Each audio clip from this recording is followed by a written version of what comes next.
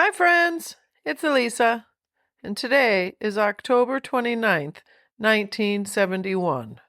And my dad is in Vietnam, worn down, but counting the days until he can finally come home. Not for good, just for a 2-week leave in November before he has to go back. Even that short time together feels like a lifeline. And then there's my mom. She's in San Antonio, 7 months pregnant. She's trying to fill her days with little projects and plans. She finds a high chair at the thrift shop, one she can repaint, one their baby will grow into. She's nesting for a life they don't quite have yet, but that she can already picture. And that night, she goes out with friends, all couples, and comes home lonelier than before. She doesn't have my dad, so she calls her mom. It's not a collect call, even though it's expensive. She just needs her, and I feel that so much. I wish I could call my mom today, too. But these letters are my call, the one I still get to make. So glad I have them. And my dad's letter that same day is full of frustration. He's just trying to buy his ticket home, but the Air Force won't take a check. There's no ATMs back then, so where's he supposed to get $500 in cash? He's angry, tired, and ready to see his wife. Both of them are doing what they can to hold on through the wait. Her with paint and plans, and him with stubborn love and humor.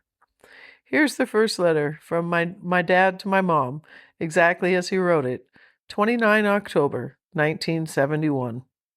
My dearest love, how is my pretty wife as she reads this? I hope you are doing the best in the world, without me, of course. Baby, I can't wait for the two of us to be together. I miss and love my darling so much. I'm sure you know how much I love you. You are my precious little chickadee. Precious darling, too. Well, Ken got off to Saigon this morning. He was walking on air. I took him down there at 7:30 a.m. His plane left at 12:45 p.m., and he couldn't wait. I am sure I will be the same. Well, another thorn in the side. I went to pay for my ticket, and the gal said, "New policy, no more checks." And I said, "Where in the goddamn hell do you think I'm going to get $500 in cash?" So she is now sending a telegram to the bank to see if I have sufficient funds for the ticket. Boy, did I get pissed off. So my letter with the Times will be a couple days late, but I will let you know. The arrival is somewhere around 4:30 or 5 a.m. on the morning of the 19th November, Friday, but I will call from L.A. I hope to be able to get to San Antonio about midnight the 18th. Okay? I'll keep you posted. I love you, sweet precious. Well, after I delivered Ken, the big guys, the colonels from Saigon, they came up here to visit. They talked, bitched, and I talked back. None of them like me very much. Bob Franklin got another chance to stick his nose up the colonel's ass. He really gets to me. He thinks he will be a general some day. I then had to come on alert, 5 p.m.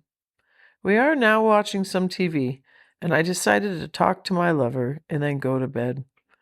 Baby, I love you so much. You are my entire life. Give our little one a love pat for me, and always remember that the two of you are the most important part of my life. I love you with all of my heart. Love, Dick. From the heat and the tension of Vietnam to San Antonio, where my mom's still building their world piece by piece. Even in the middle of waiting, she does find beauty in creating something new.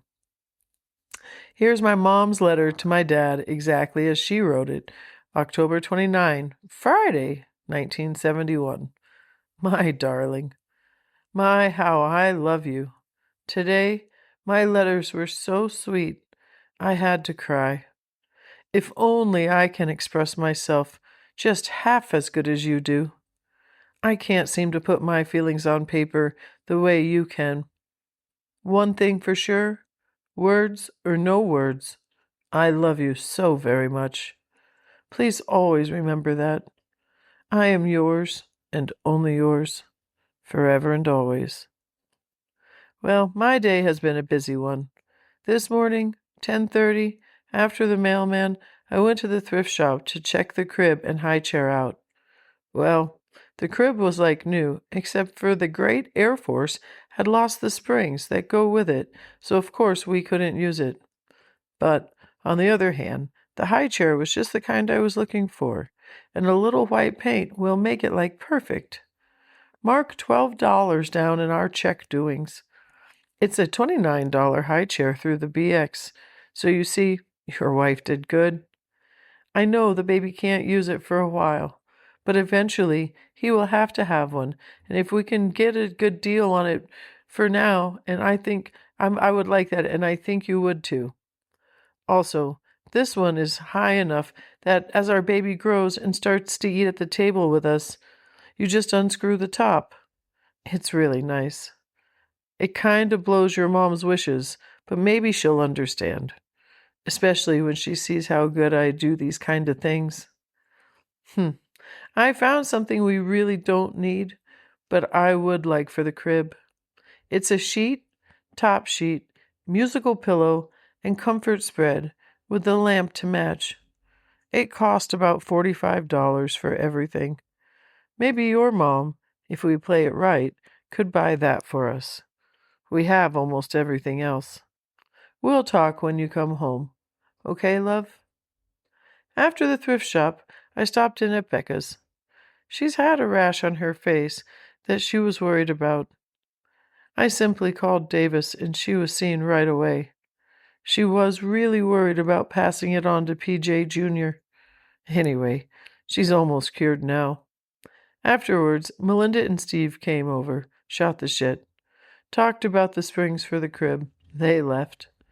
Jen came over and we went to the hub. Oh, just before we left, George Fisher called and wanted us to pick him up and a friend at Kelly. So of course we did. They changed clothes and went to the hub with us. Jan and the dude George was with, and George left the hub and went to Randolph. I stayed at the hub until 11. I came home like a good little girl. I couldn't talk to you, so I called Mom. It was the first time I had talked with her since she was back with Daddy. Honey, I must have talked 10 minutes. Well, I know when the bill comes in, she'll be mad because I didn't call collect. Somehow, I just couldn't bring myself to call collect. They've been so good to us. I hope you understand. I felt so lonely. At the hub, Steve and Melinda, Becca and Paul, David and Eliza, Judy and Jim, David and Linda, Myra and Dave, and then me. Now you see why I was super lonely. Oh, I sure hope you can call tomorrow or Sunday. I love and miss you so very much.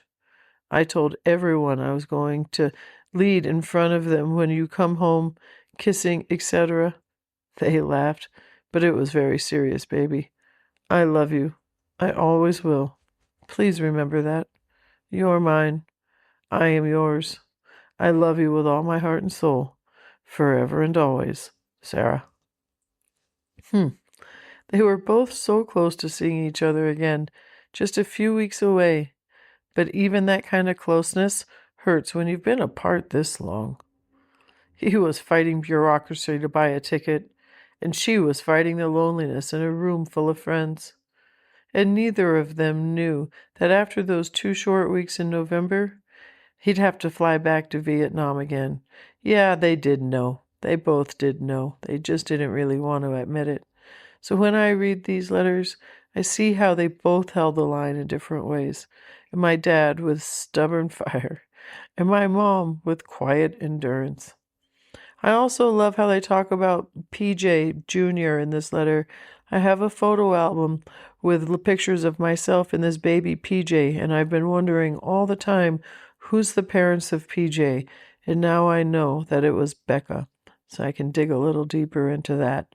And then there's Bob Franklin, who my dad writes in some of the earlier letters that he went to high school with in Birmingham, and now he says he wants to be a general someday. So, anyways, I'm Elisa, and this is the Allgoods, Vietnam through the eyes of love. If you'd like to support this project, you can visit buymeacoffee.com/the Allgoods love and follow the show wherever you listen. See you in the next letter.